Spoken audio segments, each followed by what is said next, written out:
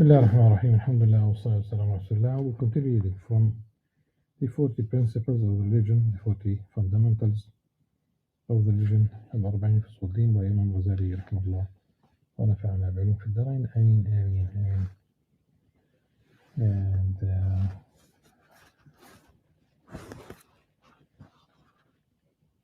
we are not really done with the reliance on Allah subhanahu wa ta'ala. And we resume the reading from page 259 of the translation. What should accompany belief in the divine oneness of action in order to effect reliance? Faith in the divine oneness of action and essence is not sufficient to effect reliance unless it is accompanied by faith in mercy, generosity, and wisdom. Through this occurs trust in the truly reliable Al-Wakil, Allah subhanahu wa ta'ala.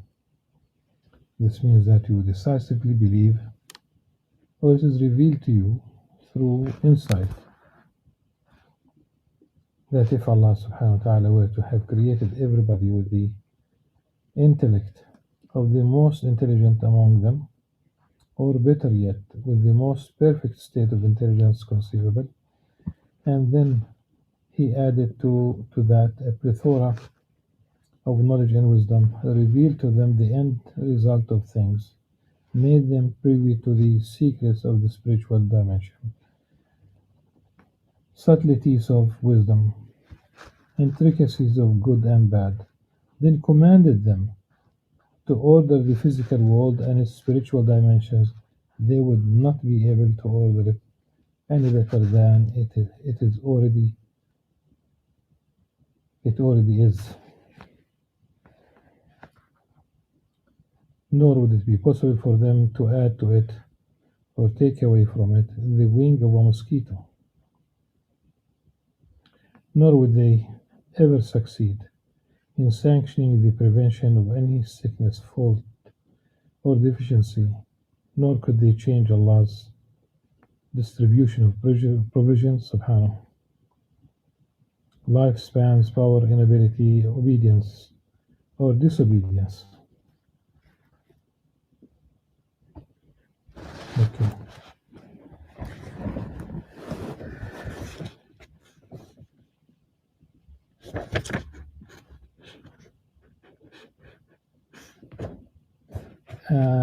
Those who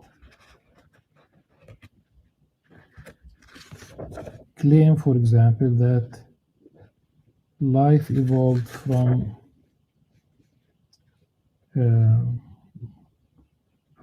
dead matter, from the physics evolved to become biology.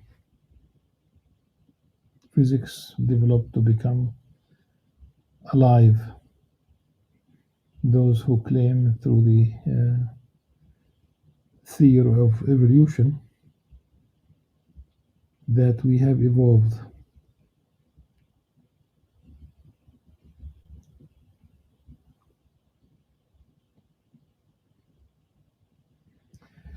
So, who is more capable or equipped, endowed, dead matter, or a human being with between 85 billion to 100 billion neurons?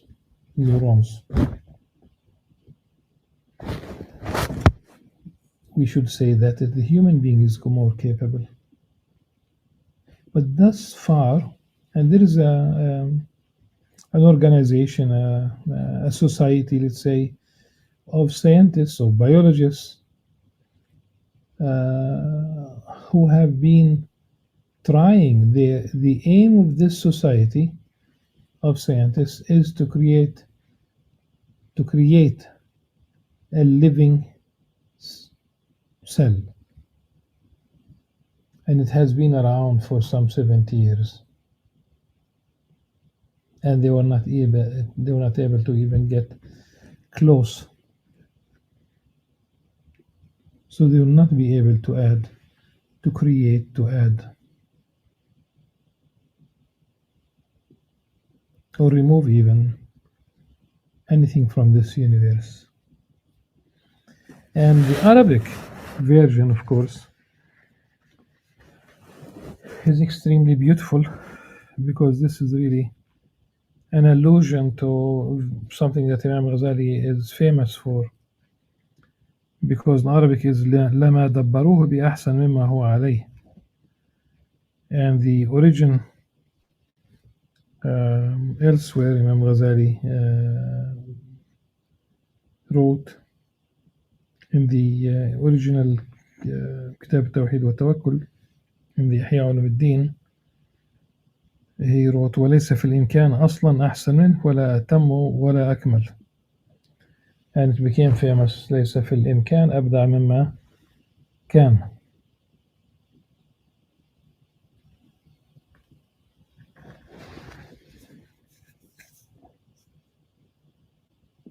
There are interviews with atheist astrophysicists who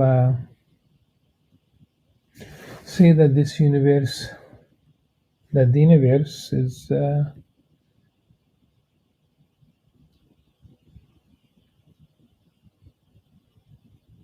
imperfect, that there are those who said ugly.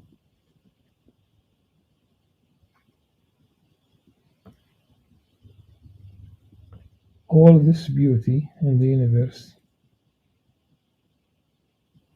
this perfect movement, if you will, but then the idea is to deny the possibility of design.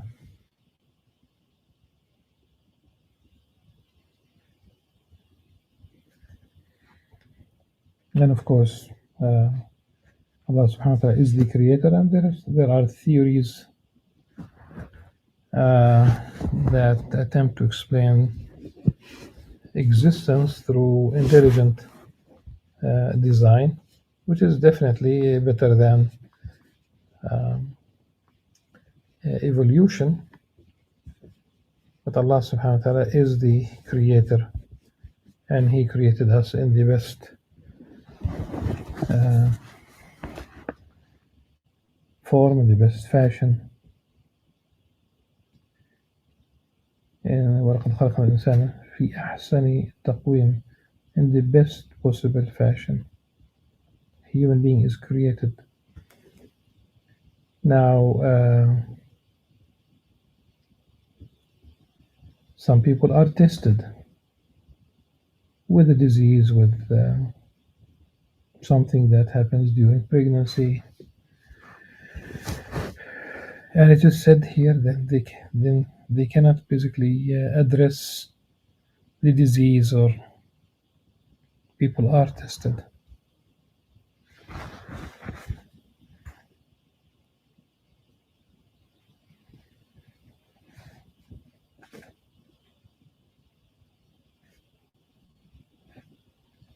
So rather they would see all of the aforementioned a pure justice, without any wrong therein, pure truth without any flaw, and complete uprightness without any shortcoming or exaggeration. Indeed, every time they saw a deficiency, they would see that some other perfection greater than it is connected with it. Whatever they thought harmful, they would see that behind it is some greater benefit that is only attained through it. They would know decisively that Allah subhanahu wa ta'ala is wise, generous, and merciful. From the outset, He has never been stingy with the creation, nor has He subhanahu wa ta'ala withheld anything concerning their rectification. Now this is another ocean of realization, the secret of predetermination sets its waves in motion.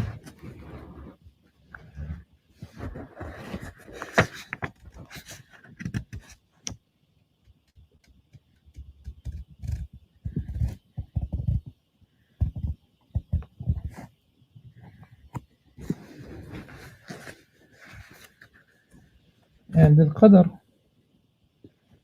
which is translated as predetermination, uh, allotment is another translation rather than predestination. There are certain things where we are predestined. It's not a matter of choice to be male or female. You are born male, you are male. You cannot transgender to something else. Of course, it is used as a noun, but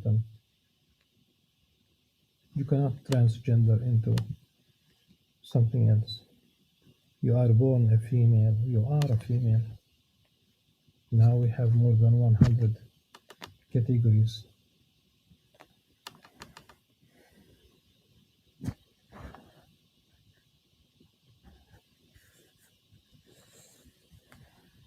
So that's this person is in reference to Allah subhanahu wa ta'ala, has no choice due to his knowledge that he is the subject of predetermination. Why I said allotment than predetermination in certain things? Because you have allotment in sustenance, you still have to do your job. And it's not up to you the end result. Predestination, it might indicate you are not responsible for your action, since it is predetermined, which of course is not the case. No outlet remains for him except to wait for what takes place with him.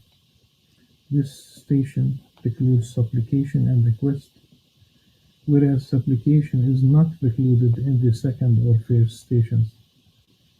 Planning is precluded in the last station and in the second station as well, except and only concerning whatever relates to the entrusted. Regarding the first station, planning is precluded in relation to other than him subhanahu wa ta'ala, but not if it is done according to the way of the entrusted has designed for a person, laid out for him, and commanded him to take. The third pillar is in regards to deeds. Ignorant people might think that abandoning earning, abandoning medical treatment, and surrendering to destructive forces is a condition of reliance. Remember the Sahabi, the companion, Allah subhanahu wa ta'ala be pleased with him, who asked the Prophet sallallahu alaihi wasallam, shall I tie the she camel, or shall I rely on Allah subhanahu wa ta'ala? And the Prophet sallallahu alaihi wasallam told him, tie it and then rely on Allah subhanahu wa ta'ala, in the sense of this is part of reliance. It's part of reliance to tie the she camel. There are certain things that are cause and effect.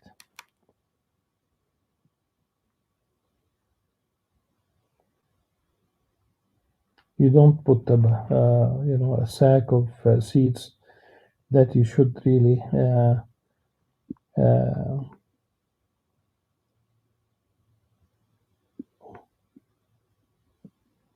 should really put it on earth, but you need to till the earth. You need to prepare for the seeds, irrigate, weed later on. There are certain actions that are a must, but still the end result is not up to you. You do your best.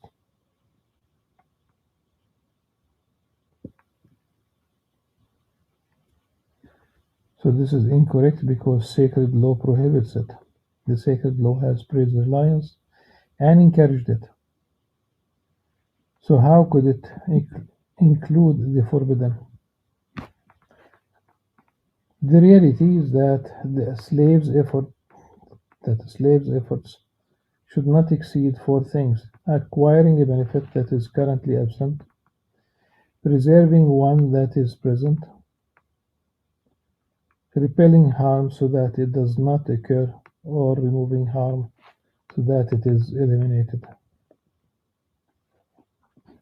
The first of these, acquiring benefits, has three kinds of means. They are either decisive, clearly profitable, or unlikely.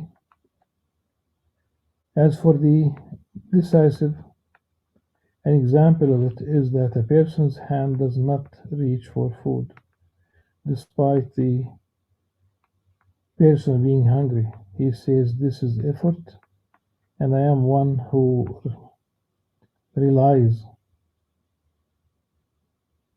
Another example is that he wants a child, yet does not sleep with his wife, or wants to farm, cultivate, yet does not plant any seeds, what we have just mentioned. This is ignorance, because Allah subhanahu wa ta'ala, Allah's sunnah subhanahu wa ta'ala, that is way, does not change. And He subhanahu wa ta'ala has taught us that the connection of these effects to those means are part of the sunnah, for which we will find no substitute. Reliance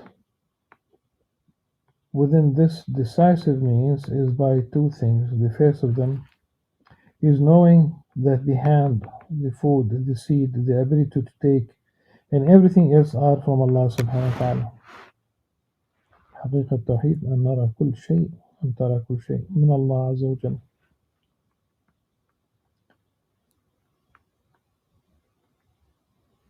The second is not relying upon them in your heart, but rather relying upon their Creator. How could one rely upon the hand when it might be partially paralyzed at that moment?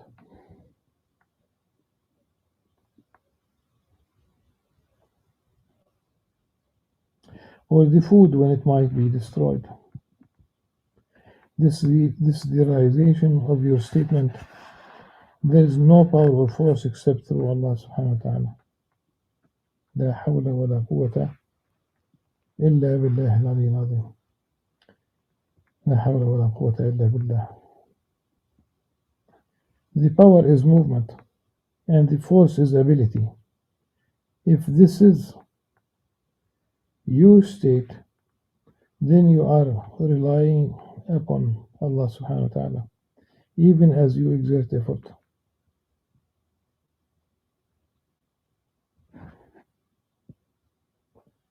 As for the probable means, it is like someone keeping provision in a remote environment or while traveling.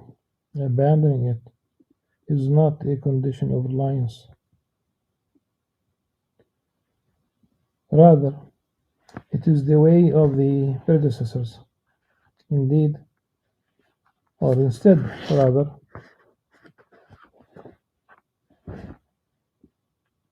reliance is upon Allah subhanahu wa ta'ala, on His bounty subhanahu wa ta'ala, in repelling thieves, sustaining provision and life, and the ability to acquire trust. As for the unlikely means, it is like closely studying the loopholes of a livelihood and extrapolating the delicate affairs within it. This is the fruit of avarice, and it could lead to taking doubtful wealth. All of this contravenes reliance. The proof of it is that the Prophet ﷺ described those who rely as neither cauterizing nor using incantations.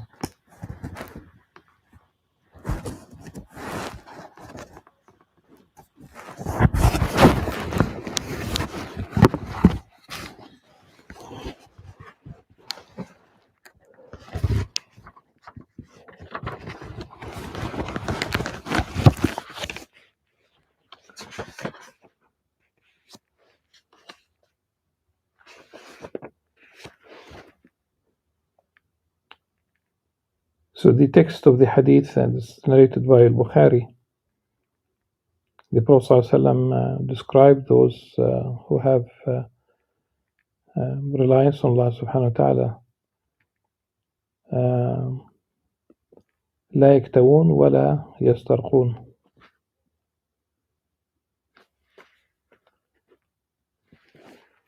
So we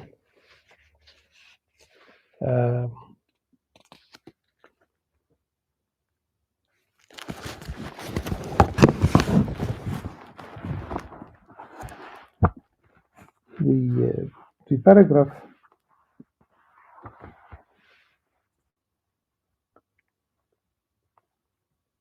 the end of the paragraph, or how it ends, he did not describe them as not residing in towns and not earning a living. A person's relation to means does not resemble any relation to incantations and cauterizing. Thus, abandoning these two is among the conditions of reliance.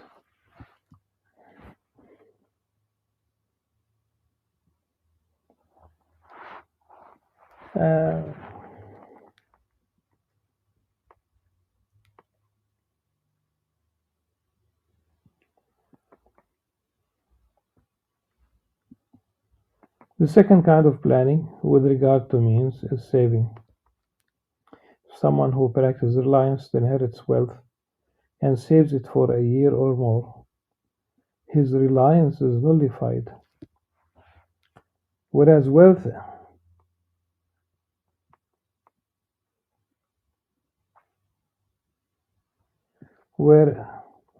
if he contents himself with his daily sustenance and parts with the remainder, like he gives away the rest,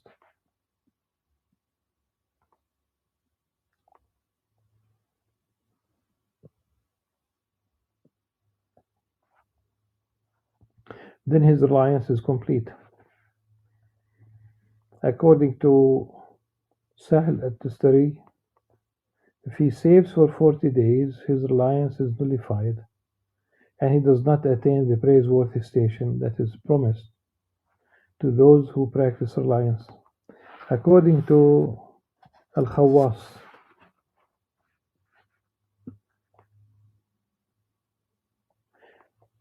on the other hand, is not nullified. The scholars agree that saving in excess of 40 days nullifies reliance, except if a person is a breadwinner who has the right to save for his family's annual sustenance. Allah's Messenger ﷺ did this for his dependents, but for himself he did not save, even for his lunch and dinner. This, no doubt, that vain hope contravenes reliance. Let us remember that the hadith. So, for his family or his dependents, he did save for them, but not for himself. And the text of the hadith, rather than he would not save from his lunch to his dinner, the text of the hadith that was narrated by Bukhari by way of Sayyidina Anas, may Allah subhanahu wa ta'ala be pleased with him, he said, كان النبي صلى الله عليه وسلم لا يدخر شيئا لغد. This is the correct tradition. لا يدخر شيئا لغد. To the family is one thing, to himself is another, صلى الله عليه وسلم.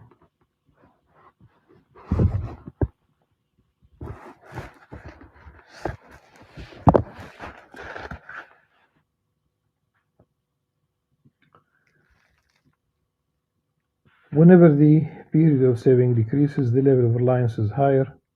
However, Allah subhanahu wa ta'ala's sunnah is for provision to be renewed with the renewal of the year. Therefore, saving for more that a year is the height of weakness, than Allah Alam, and has nothing to do with reliance. As for accumulating dishes and furniture, that is permissible. Because Allah subhanahu wa ta'ala's sunnah is that they are not renewed in the same way as provision. Also, they are needed at all times. So he did mention in translation dishes and furniture.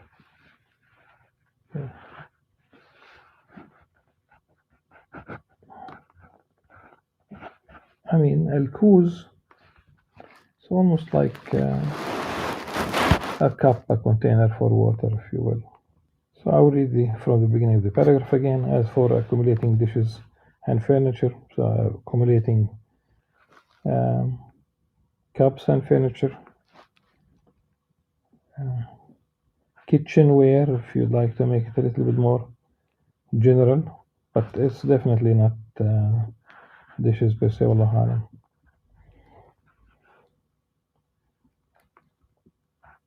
So they are not renewed in the same way as provision. Also, they are needed at all times, not like winter clothing, which is not needed in the summer, so that accumulating it is contrary to reliance. The Prophet ﷺ said regarding a poor man who had been buried, indeed he will be raised on the day of the resurrection, and his face will be like the full moon. If it were not for one characteristic, it would have been like the shining sun. When the winter came, he stored his summer garment for the next summer.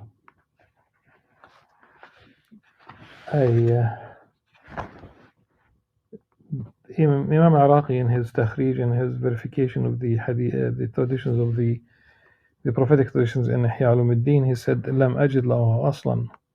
It's not a hadith. He could not find even any source about this as a hadith. The third kind involves pursuing the causes of repelling harm, like fleeing from a predatory animal, a leaning wall, or a violent current of water, and fighting illness and with medicine. This kind has also has degrees, so extrapolate them by drawing analogy with what we have mentioned. We have explained this in the revival in the book of Reliance. The ruling on abandoning saving. Know that saving is praiseworthy for anyone whose certainty is dominant and whose heart is strong. As for the weak person whose heart is confused, and who would not be at leisure to worship if he did not save, it is better for him to leave the path of those who practice reliance in order not to force himself to do what he cannot bear. For him, its corruptive capacity is greater than its reformative capacity. Each person should be treated according to his condition and strength. For some people, their strength has reached a point such that they can travel in remote areas without provision. This is for the person who can be patient with lack of food for a week and contents himself with eating weeds. Indeed, this will not normally be required of him in a remote area. As for the weak person, if he does this, he is disobedient for placing himself in destruction. Likewise, if the strong person confines himself in a mountain cave that has no weeds and no passers-by, then this is also prohibited because he has opposed Allah subhanahu wa ta'ala's sunnah, way, path, concerning his creation, concerning God's creation.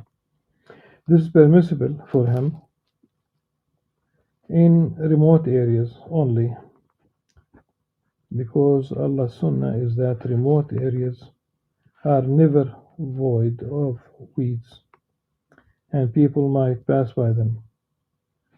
Thus, if he is strong, his destruction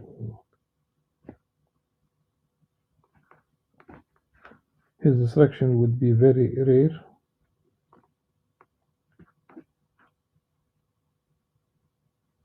so he would not be disobedient by doing so. He may travel to remote areas, relying upon Allah's subtle handiwork, without limiting his attention to clear, obvious causes. Tomorrow, inshallah, we will deal with the 8th principle. That would be the 38th principle. Thereafter will be only another 2 corresponding chapters. So the book of Allah, the book of love, the book of al-Muhabba. Until tomorrow, inshallah. Subhanakallah wa bihamdik. نشهد أن لا إله إلا أنت نستغفرك ونتوب إليك. السلام عليكم ورحمة الله وبركاته.